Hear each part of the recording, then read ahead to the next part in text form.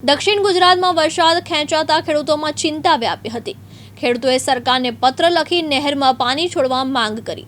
જો પાણી નહીં મળે તો ડાંગરના પાકને વ્યાપક નુકસાન થશે।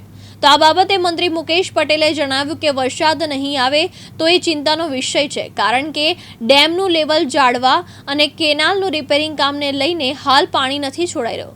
જો કે 2 દિવસ બાદ પાણી છોડાશે તેવી કહેવામાં આવી રહ્યું છે। કઈ સમાજે નહેરમાં પાણી છોડવાની માંગ કરી છે? ખેડૂત સમાજ ખેડૂતની ચિંતા કરે કે એમની પોતાની ચિંતા કરે એ બધું સૌ લોકો જાણે છે।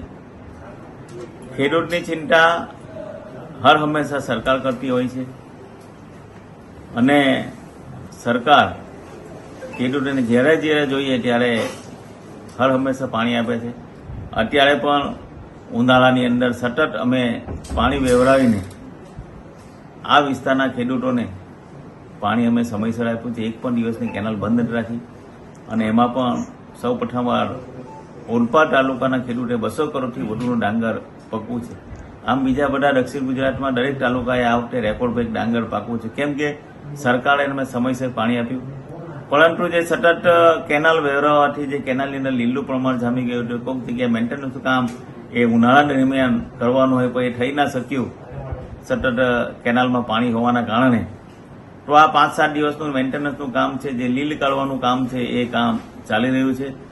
અમે આ બાબતે અમારા પીએચ મંડળીના તમામ પ્રમુખોને, અમારા ફેડરેશનના પણ પ્રમુખોને જાણ કરી હતી અને પ્રમુખોએ કીધું કે મેન્ટેનન્સ થાય તો જ આવનારા ચોમાસા ડેમ લોકોને પાણી મળી શકે, એટલા માટે મેન્ટેનન્સનું કામ ચાલુ છે।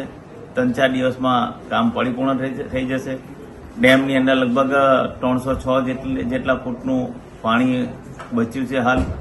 પરંતુ આપના થકી હું મારા દક્ષિણ ગુજરાતના ખેડૂતોને અને ઓલપાડના ખેડૂતોને હું આપના થકી કહેવા માંગુ છું કે અમે તમને લો લેવલથી ચાલુ રાખીને પણ તમારું જે ધડું નાખવું હોય એ પાક તમે ધડું નાખી શકશો અને તમે એ પણ ડાંગરનો પાક લઈ શકશો।